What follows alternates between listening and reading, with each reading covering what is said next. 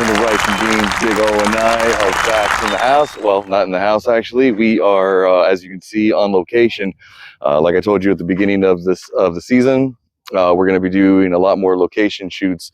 So we found it fitting to come out to a site of not only a TV show, but also it was a movie.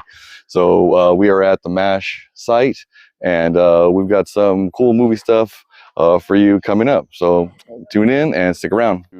One. So as we move around the site, we're gonna hit you up with some different information. So yeah, we're here, iconic area, like Jester has mentioned. You know, the scene of MASH, the series and the movie. If you haven't seen it, well, you know what, it is a bit depressing, but it is a great movie nonetheless.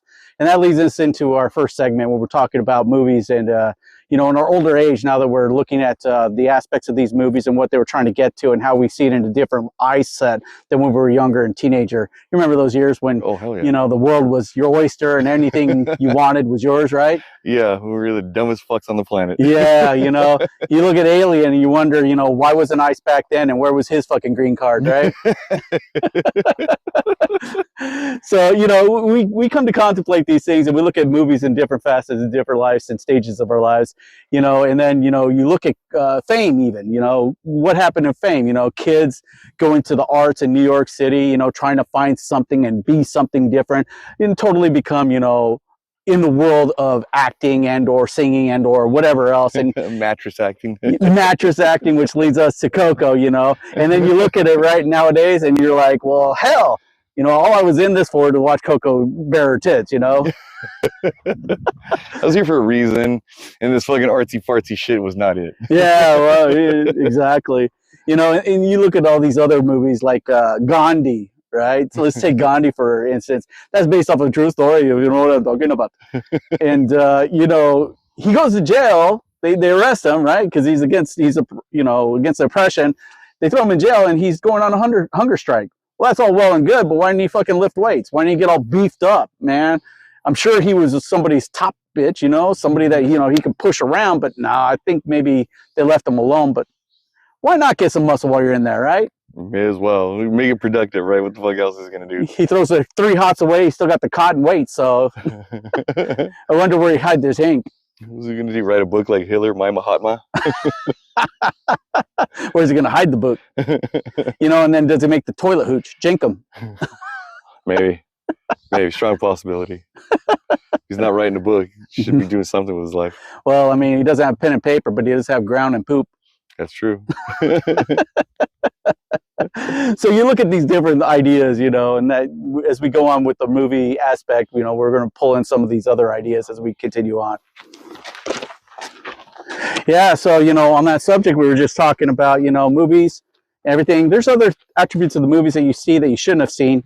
You know, we were talking about Teen Wolf a little while ago, weren't we? Mm-hmm. You know, you watch the original cut, not director's cut, not unedited. It's the original Teen Wolf movie with Matthew J. Fox. Is it Matthew? Michael J. Fox. Michael. I get him. Guy. Yeah, it got me jittery. The milkshake guy. So, yeah, you know, talking about Michael J. Fox about the whole situation. And this was before pre-jitters. And you get to the end of the movie, they win the basketball tournament, and all of a sudden we see a dick pic. That's right. So that's right. The guy just like, yeah, he just whipped it out. He rocked out with his cock out. He had the zipper down. He had this trouser snake out, and they got it all on tape. So if you watch the original Teen Wolf movie, you're going to see some cock.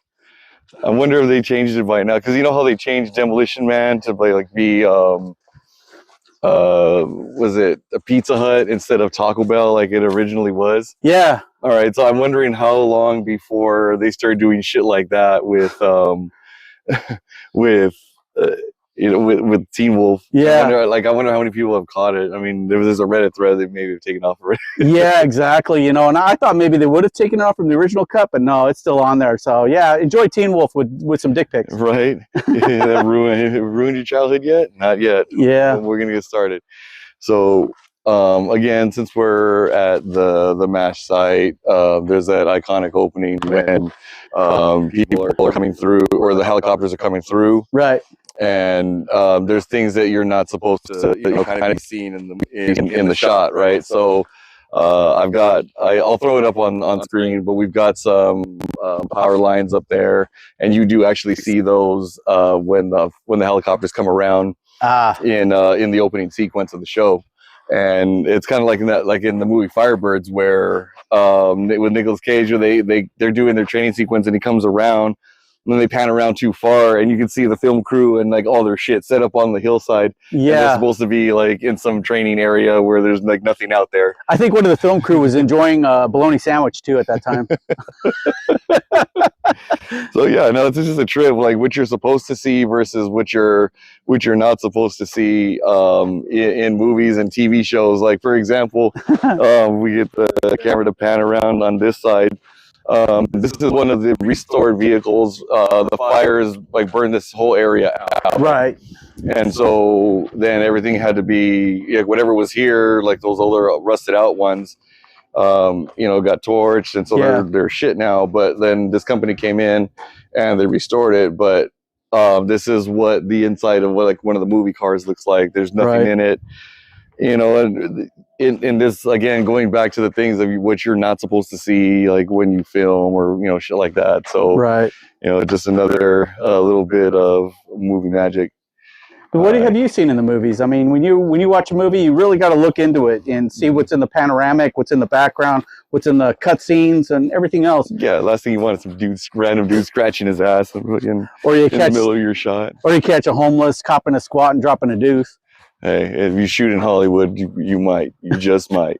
Okay. All right. So again, talking about movies, there was a big divide, right, over the Marvel movies. Oh yeah. Remember that shit? Like people were waiting for years for this shit to come out. And they fucking come out, and half the people fucking loved it.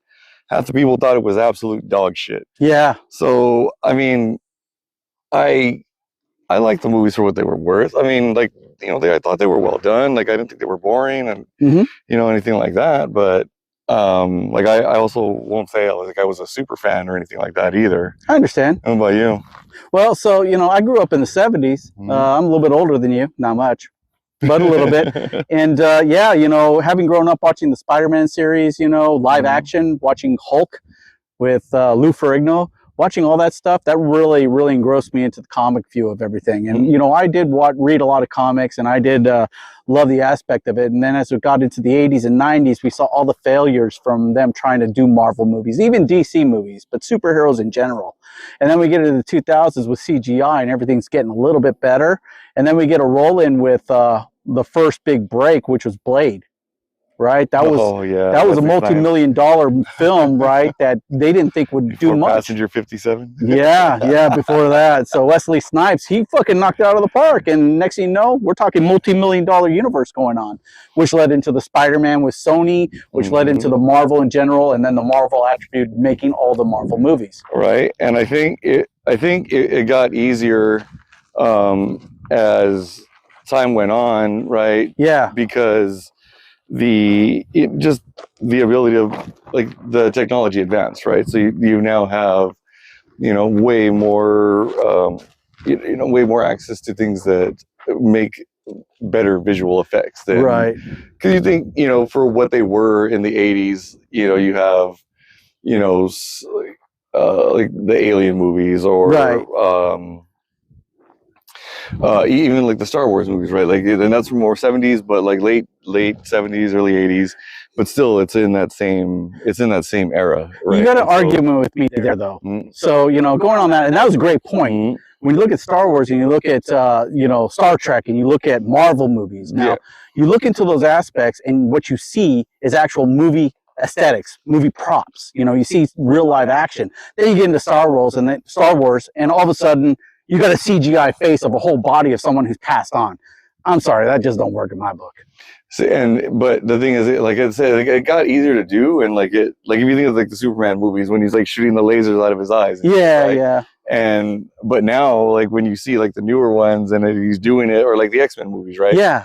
Right, and like Cyclops is shooting the laser out of his eyes. Now it looks like it's actually coming out versus just like somebody flashing like a flashlight behind the dude and like just shining it on the floor. So I think that Yeah, I think that was one of the things I liked about it. Now, I think if it had been done back in the day, like when everybody first started asking for it, Mm-hmm. and it was that cheesy again, like fucking flashlight coming out of the eyes. I don't know. I think a lot more people would have been like, nah. Yeah. Like the first Street Fighter movie that came Oh, out, yeah. like with Raul Julia back in the day. Yeah, but you know why he did that? Oh, he was dying. Yeah, Cancer. but he did it for his son. His son loved the series. He loved the game. And so, you know, in order to show how much he loved his son, he did the movie only for him because he didn't get paid that much, number one. And he knew it was going to be a cheesy movie, number two. Yeah, it was. Yeah. But you know what? When you look at it, it's one of those feel-good, cheesy movies that you got to watch. He was like, thank God I paid family values first. Exactly. But, you know, you look at all these aspects of these movies and you look at how they're producing them, how they're filming them, and you get a good director with a good movie and a good storyline. And that's why I like the Marvel series where it's more down to the earth, where you get to the metahuman that's not really a superhero like Daredevil, right? Like the Punisher. And you watch these series and it's just great from the get-go because it's great writing and great action. Yep.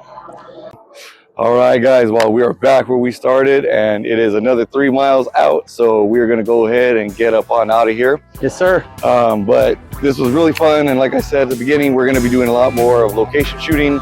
And so don't forget to keep tuning in. We got a lot more stuff coming your way. Until next time, take a toke and watch all your words go up in smoke. Peace.